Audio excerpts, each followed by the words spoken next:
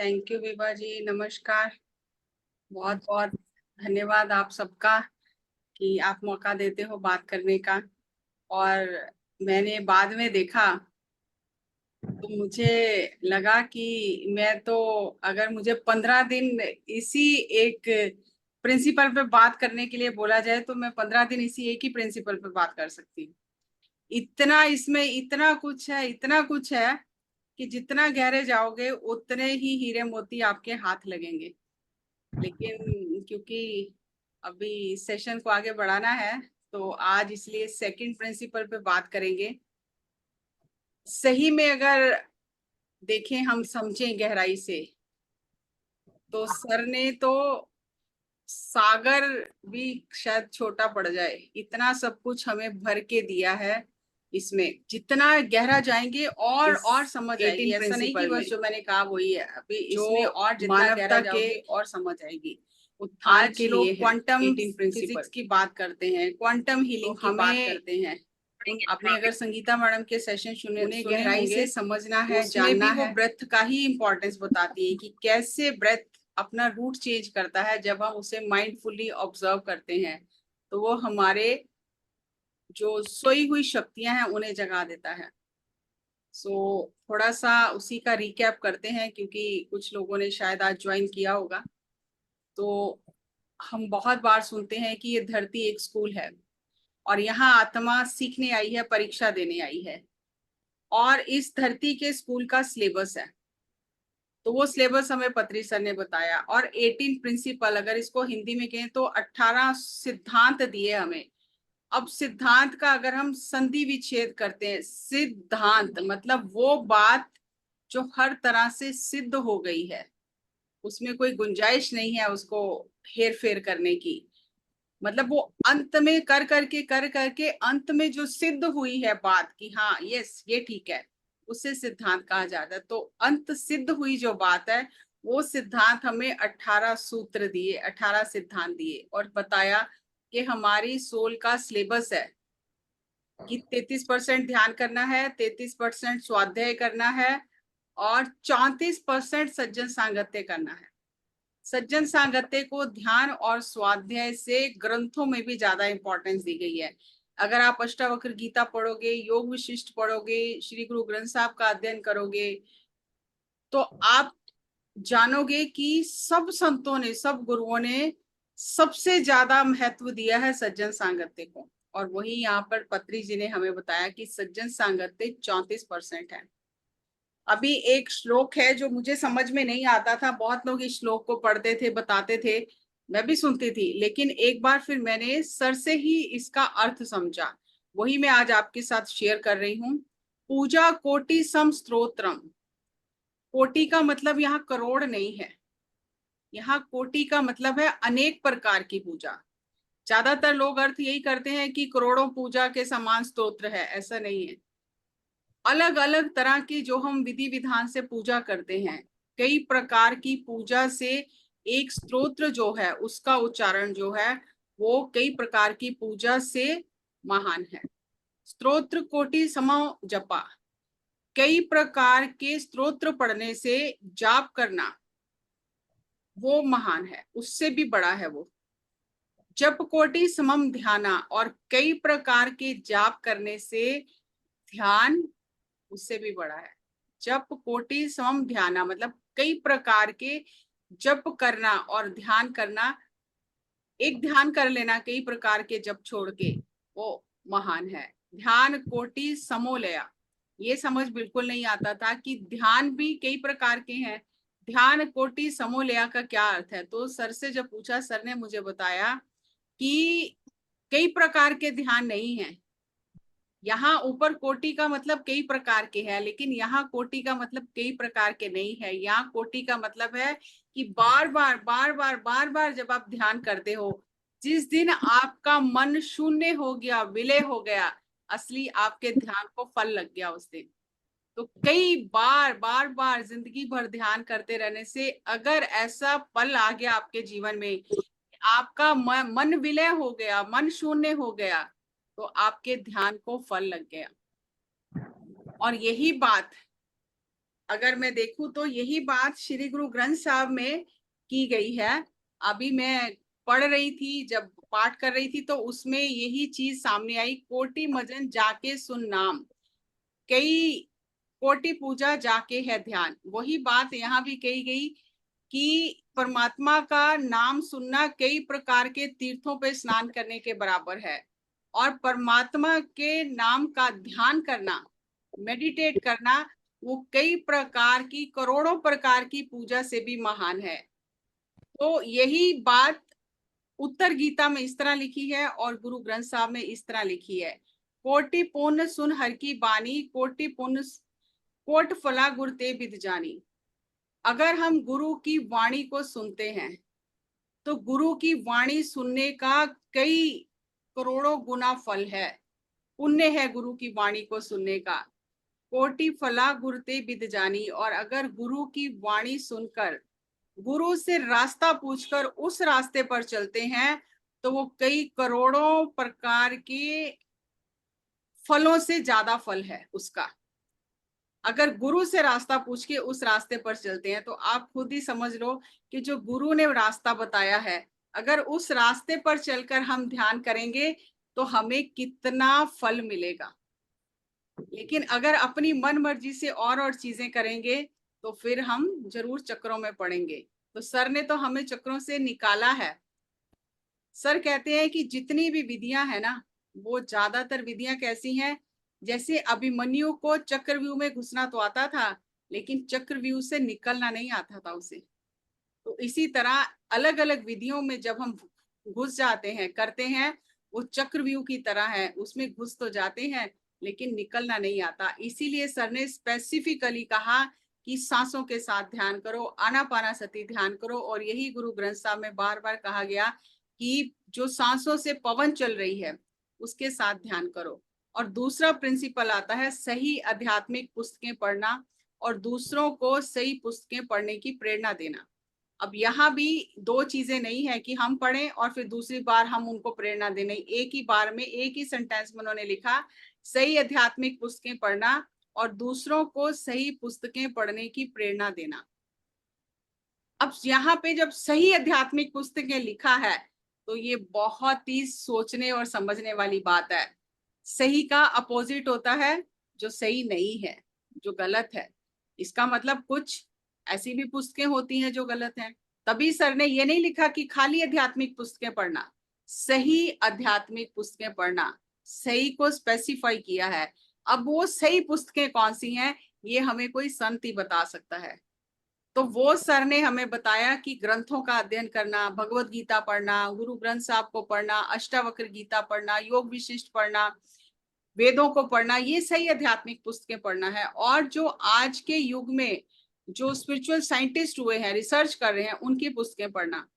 और इसीलिए पत्री सर जब पुस्तकें पढ़ते थे उनको अंडरलाइन करते थे, और उसका जो इम्पोर्टेंट पॉइंट अंडरलाइन सर करते थे, उस जिस्ट जो होता था, जो समरी निकल के आती थी, उस जो अंडरलाइन किया होता सर ने, उससे वो spiritual India, spiritual science magazine बनती थी। वो सर का उस पुस्तक का निचोड़ जो सर निकाल के देते थे, उससे ये मैगजीन्स बनती थी। और फिर उसी से ट्रांसलेशन होके पिरामिड ध्यान जगत मैगजीन बननी शुरू हुई। अभी हमें लगता है कि मैगजीन का क्या करना है, हमारे घर में तो बहुत मैगजीन आती है, तो हमें लगता है मैगजीन को क्या करना है मैगजीन। लेकिन आपको पता नहीं है कि ये जो मैगजीन का मटेरियल आ रहा है हिंदी और अंग्रेजी में, ये पत्री सर के हाथों से चुने हुए फूल हैं। और मैं जितने भी आपके साथ टॉपिक शेयर करती हूँ ना, आज भी स्पिरिचुअल इंडिया, स्पिरिचुअल साइंस पढ़ती हूँ, सबसे पहले देखती हूँ नई रिसर्च क्या है, नया टॉपिक क्या है, तो उसमें से मैं प्रेजेंटेशन बना लेती हूँ। तो ये जो सर फूल चुन चुन के रख गए हैं, कितनी सर ने पुस्तकें पढ़ी हैं और रिकमेंड की हैं कितनी पुस्तकें पढ़ने के लिए, वो ज्ञान हमें इस मैगजीन से मिलता है। हम सारी पुस्तकें तो पढ़ नहीं सकते, लेकिन अगर एक मैगजीन में रिसर्च आती है, 3-4 पुस्तकों के आर्टिकल आते हैं, तो हमें उससे अंदाजा लग जाता है कि इस पुस्तक में क्या लिखा हुआ है और इसका जो ऑथर है उसने कितनी रिसर्च की है, कैसा उसने जीवन जिया है। तो केवल हम शब्दों से ही नहीं जुड़ते, हम उस ऑथर की ऊर्जा से जुड़ जाते हैं। जब हम पुस्तकें पढ़ते हैं तो हमें इनडायरेक्ट नॉलेज मिलती है कि हमें पता चलता है अच्छा ऐसा भी होता है, ये भी होता है, ये भी होता है, लेकिन वो भी हमारा ज्ञान नहीं बना। जब हम ध्यान करते हैं, पढ़ते हैं, हमारे प्रश्नों के उत्तर मिल जाते हैं पुस्तकों में से, तो धीरे धीरे ध्यान करते करते वो हमारी डायरेक्ट विजडम बन जाती है। नॉलेज सिर्फ जानकारी है। जानकारी आप 4 किताबें पढ़ के किसी के साथ भी अपना कुछ ऐड करके जानकारी शेयर कर सकते हो, लेकिन वो आपका ज्ञान नहीं है। जो पत्री सर कहते थे ना, ध्यान से ज्ञान, ज्ञान से मुक्ति। वो ज्ञान जो भीतर से प्रस्फुटित होता है, उससे मुक्ति मिलती है। किताबी ज्ञान से सिर्फ आपको इंफॉर्मेशन मिलती है, जानकारी मिलती है, नए नए विचार मिलते हैं, लेकिन मुक्ति करने वाला ज्ञान आपके भीतर से आत्मज्ञान जब आता है, वो आपको मुक्त करता है। तो इसीलिए पत्री सर ने चुन चुन के हमें किताबें बताई। ये जो कुछ किताबों का मैंने यहाँ पे लिया है, फ्रंट कवर पेज लिया है, रॉबिन शर्मा की पुस्तक है एक सन्यासी जिसने अपनी संपत्ति बेच दी, हिमालय का समर्पण योग, हिमालय के संतों के संग निवास, आपके अवचेतन मन की शक्ति, परमहंस योगानंद की योगी कथामृत, द 4 एग्रीमेंट, तुम शाश्वत हो, you forever, the power of now, वर्तमान शक्तिमान, असंभव क्रांति, जीवन जीने की कला, the secret power of pyramid, Bill Schul and Ed Pettit की बुक है, आत्माओं की यात्रा, फकीर, Ashtavakra Gita, teachings of Brahmarshi Patri ji, Louise L Hay, you can heal your life, change your words, change your word, you are the placebo, becoming supernatural, ageless body, timeless mind, सुख में जीवन जीने के सीक्रेट, सोनिया चेकविट की है your soul's lesson and soul's purpose. तो ये तो मैंने कुछ ही लिखी हैं, कुछ ही यहाँ पर रखी हैं। कम से कम 250 से 300 किताबें हैं जो सर ने शॉर्ट लिस्ट की हैं। वो सही आध्यात्मिक पुस्तकें हैं जो हमें पढ़नी चाहिए। नए नए नाम देख के हम नई नई पुस्तकें ले लेते हैं, लेकिन हम में वो गुण नहीं है। जैसे हंस जो होता है, वो दूध, वो हीरे मोती चुनता है, और उसमें ये गुण है कि वो दूध को अलग कर लेता है, पानी को अलग कर लेता है। इसी तरह वो सर में वो दृष्टि थी, वो गुण था कि किस किताब में से क्या लेना है, वो वही लेते थे। आज हम में वो दृष्टि नहीं है, वो गुण नहीं है हम में। तो जो सर हमें छांट कर दे गए हैं, जो फूल चुन के दे गए हैं, हम उसी को ही अपनाएं जीवन में, तो हमें बहुत क्लैरिटी मिलेगी। इसीलिए सर ने स्वाध्याय किया। अगर आप स्वाध्याय का छंदी विच्छेद करते हो, स्वाध्याय एक होता है पुस्तकों का पढ़ना, ग्रंथों का अध्ययन करना, और दूसरा होता है सेल्फ एजुकेशन। मेरे अंदर क्या चल रहा है, मेरे विचार कैसे हैं, मेरी भावनाएं कैसी हैं, मैं कैसा सोच रहा हूँ, मेरी कैसी अनुभूतियां हैं, मेरे मन की वृत्तियां कैसी हैं, खुद का अध्ययन करते रहना कि मेरे भीतर चल क्या रहा है।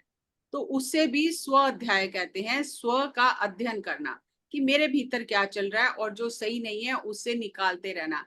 इसीलिए कहा गया है कि जो किताबें हैं वो आत्मज्ञान प्राप्त करने का एक छोटा मार्ग है। Books are the shortest way to enlightenment.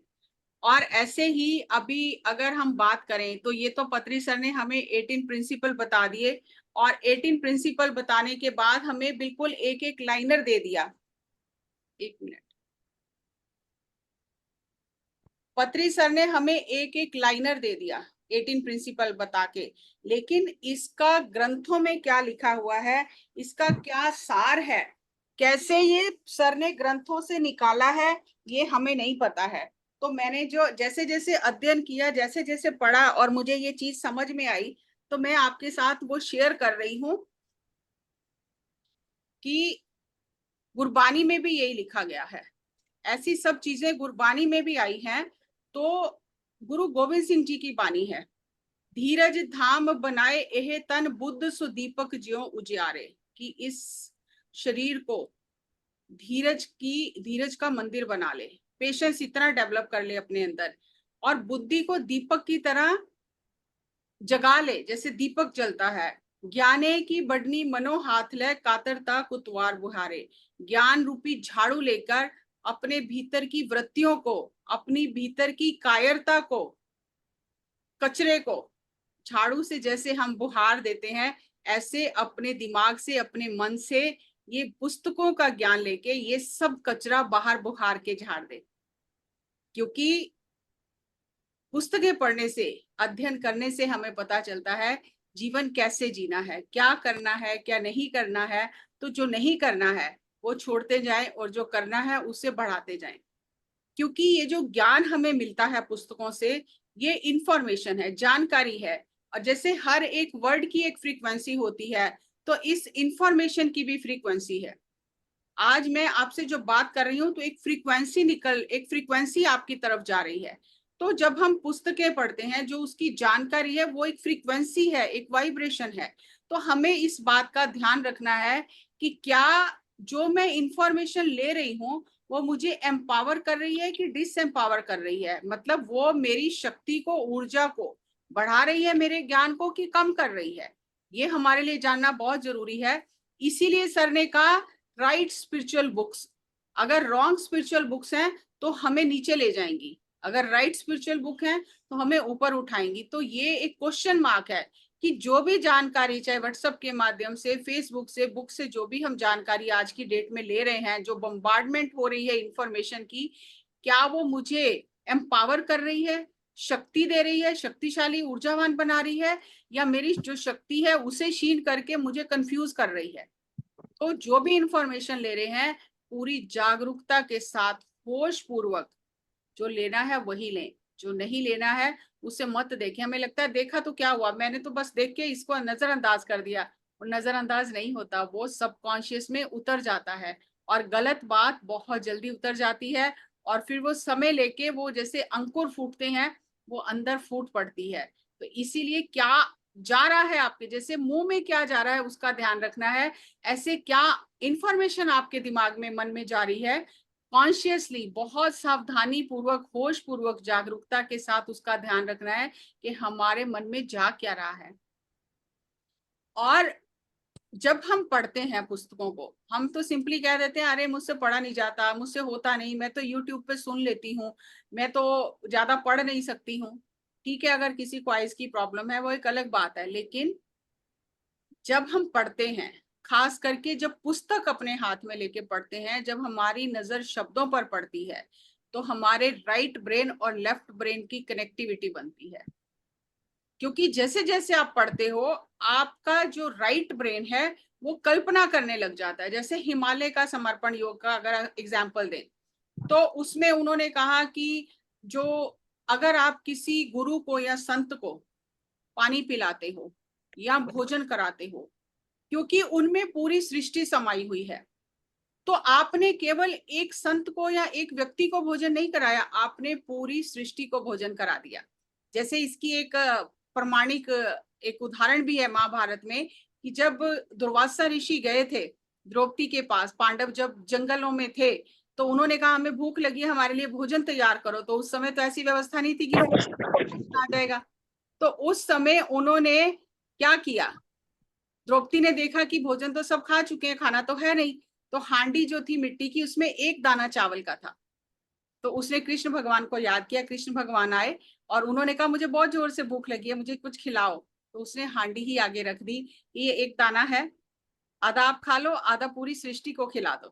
तो उन्होंने वो एक दाना खाया और उन्होंने कहा कि मैं बहुत तृप्त हो गया। और इधर श्री कृष्ण भगवान ने खाया, उधर दुर्वासा ऋषि स्नान कर रहे थे अपने चेलों के साथ, तो उन्होंने अपने चेलों को कहा हमारा पेट इतना भर गया, हम तो कुछ खा ही नहीं सकते, हम यहीं से चले जाते हैं। तो वो गए ही नहीं वहां पर खाना खाने। तो अगर अब मैंने आपको ये बात बताई, ये कहानी जो कथा सुनाई, तो आपके माइंड ने उसकी पिक्चर साथ ही साथ क्रिएट कर ली। तो इस तरह से जब हम पढ़ते हैं या सुनते हैं, तो हमारा जो राइट और लेफ्ट ब्रेन है, वो उसकी, राइट ब्रेन जो है इमेज बनाने लग जाता है और लेफ्ट ब्रेन शब्दों को समझने लग जाता है। और जो राइट ब्रेन है वो शब्दों के हिसाब से एक इमेज बनाने लग जाता है। तो उन दोनों की कनेक्टिविटी बहुत इंप्रूव हो जाती है।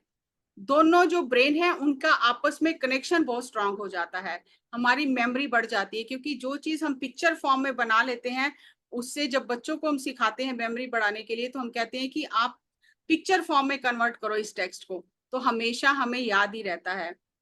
वो पुस्तकें पढ़ने से क्या होता है, हमें नए नए विचार मिलते हैं, नई कल्पना शक्ति हमारी विकसित होती है, नए नए आइडियाज आते हैं। कैसे नए आइडियाज आते हैं, कि हमने सुना कि कैंसर की कोई इलाज नहीं है, 4th स्टेज कैंसर है, इसका कोई इलाज नहीं है।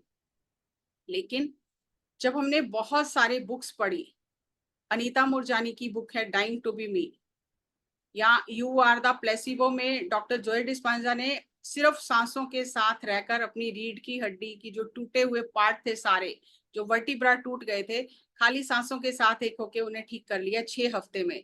अनीता मूरजानी ने अपना 4th डिग्री का कैंसर शरीर छोड़ने के बाद जब वो दोबारा आई आत्मा उसी शरीर में, तो उसमें कैंसर का कोई नाम निशान नहीं था। तो ये नई इंफॉर्मेशन है जो हम सोच भी नहीं सकते कि ऐसे भी हो सकता है। तो जब हम ऐसी नई इंफॉर्मेशन, नए विचार सुनते हैं, तो फिर धीरे धीरे हमारा मन उन्हें मानने लग जाता है कि कुछ भी असंभव नहीं है, सब कुछ हो सकता है। लेकिन अगर हम पढ़ते नहीं हैं और अगर हम सज्जन सांगत्य नहीं करते, दूसरों के अनुभव नहीं सुनते, तो हमें लगता है कि हाँ, इस बीमारी से तो नहीं निकला जा सकता, ये बीमारी तो लेकर ही जाएगी। लेकिन जब हम बुक्स पढ़ते हैं तो हमें पता चलता है कि कोई भी बीमारी ऐसी नहीं है जिसे रिवर्स नहीं किया जा सकता, जो हील नहीं हो सकती है। तो एक बुक है अन्ना पारिक्सन की, change your mind change your body. उसने भी अपना ट्यूमर सिर्फ अपने थॉट्स को चेंज करके ठीक किया।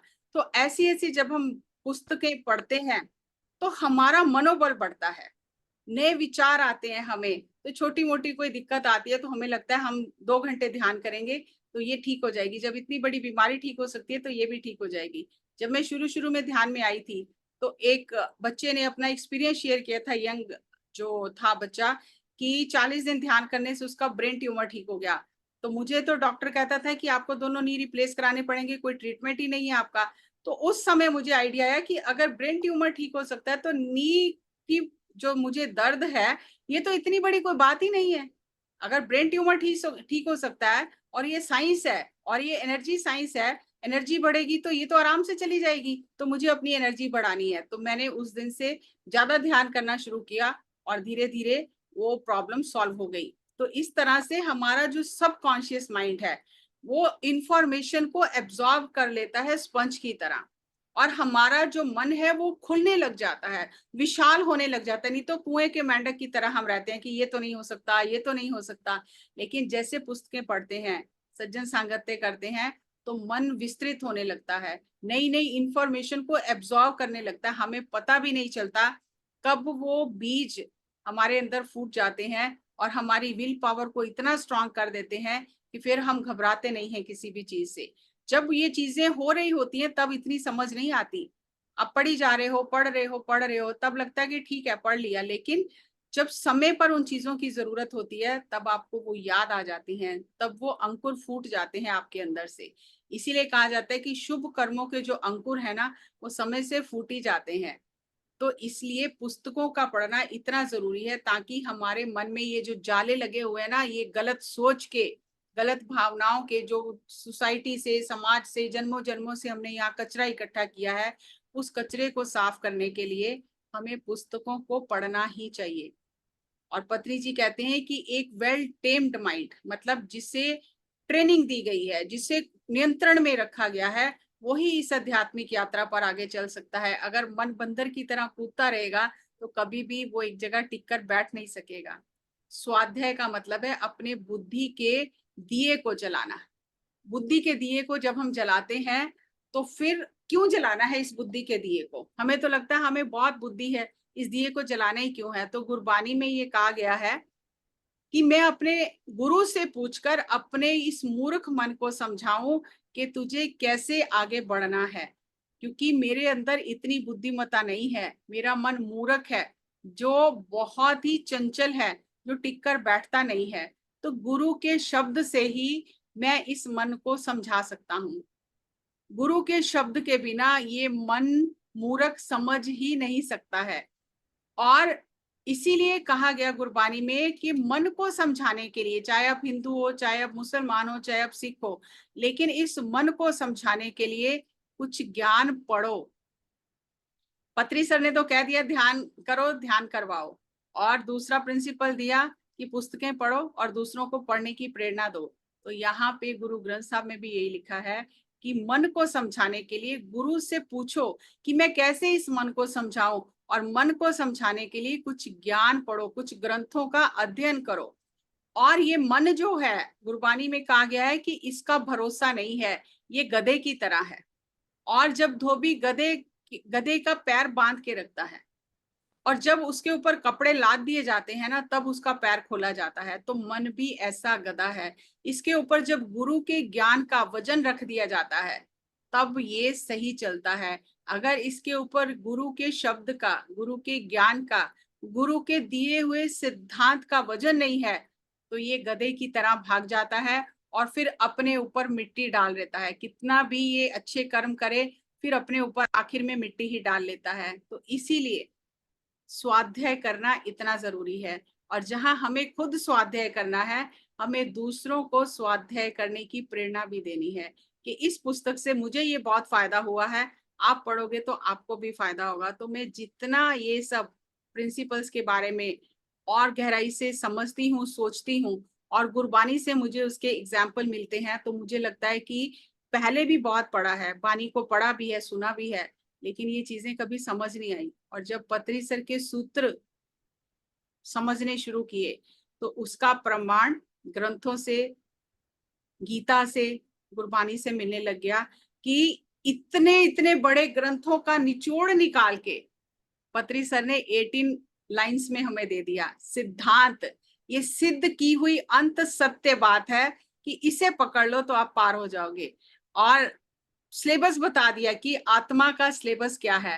तो इतना रास्ता हमारा आसान कर दिया। तो हमें उस गुरु के वचन को पकड़ना है। आप मेरे वचनों को पकड़ोगे तो कहीं भी नहीं पहुंचोगे, किसी और के वचनों को पकड़ोगे कहीं भी नहीं पहुंचोगे। मैं भटकूंगी, मेरे साथ और सब लोग भटक जाएंगे। उस समय तो मुझे बहुत अच्छा लगेगा कि मेरे पीछे इतने लोग चल रहे हैं, मुझे इतने लोग मानते हैं, लेकिन क्या मैं वही कर रही हूँ जो गुरु ने वचन दिए हैं, जो गुरु ने शब्द दिए हैं, जो गुरु ने सिद्धांत दिया है? शब्द क्या है? गुरु का सिद्धांत है, शब्दों का जोड़ है वो सिद्धांत। तो अगर मैं गुरु के दिए हुए सिद्धांत पर चल रही हूं तो सही है। अगर मैं गुरु के दिए सिद्धांत पर नहीं चल रही हूं तो मैं खुद तो भटक जाऊंगी, मैं कई औरों को भी भटका दूंगी। और ये सबसे बड़ा कर्म है जो कई जन्मों तक पीछा नहीं छोड़ता है। इसलिए ना हम खुद भटकें, ना हम किसी और को भटकाएं। और जब हमारी ही भाषा में इतने सरल शब्दों में पत्री जी ने हमें वो सिद्धांत दिए हैं, तो फिर भटकने की जरूरत ही क्या है? हमें किसी के पीछे जाने की जरूरत ही क्या है? आप खुद उन सिद्धांतों को समझो और उन्हें जीवन में उतारो, तो फिर देखो कि कैसे वो आपकी बाह नहीं पकड़ते हैं। जब गुरु के दिए हुए सिद्धांत पर चलेंगे तो गुरु को बाह पकड़नी ही पड़ती है, वो नहीं छोड़ सकता है गुरु, क्योंकि आप उसके सिद्धांत का पालन कर रहे हो। सुप्रीम कोर्ट का ये आदेश है कि अगर कोई व्यक्ति नौकरी कर रहा है और उसकी मृत्यु हो जाती है तो उससे बहुत धनराशि दी जाती है, उसके परिवार की भी पालना की जाती है, उसके परिवार के किसी सदस्य को नौकरी दी जाती है, क्योंकि वो नौकरी पर रहते हुए उसकी मृत्यु हुई है। तो गुरु की नौकरी करना क्या है? गुरु के सिद्धांत पर चलना। तो जब गुरु के सिद्धांत पर चलोगे तो आप तो मुक्त हो ही जाओगे, आपके परिवार का, जो लोग आपके साथ हैं पीछे, उनका भी कल्याण होगा। तो इससे सुंदर मुझे नहीं लगता कि कुछ और हो सकता है। सो बहुत बहुत आपका धन्यवाद मुझे समय देने के लिए, ताकि मैं शेयर कर सकूं आपके साथ। Thank you, thank you, thank you.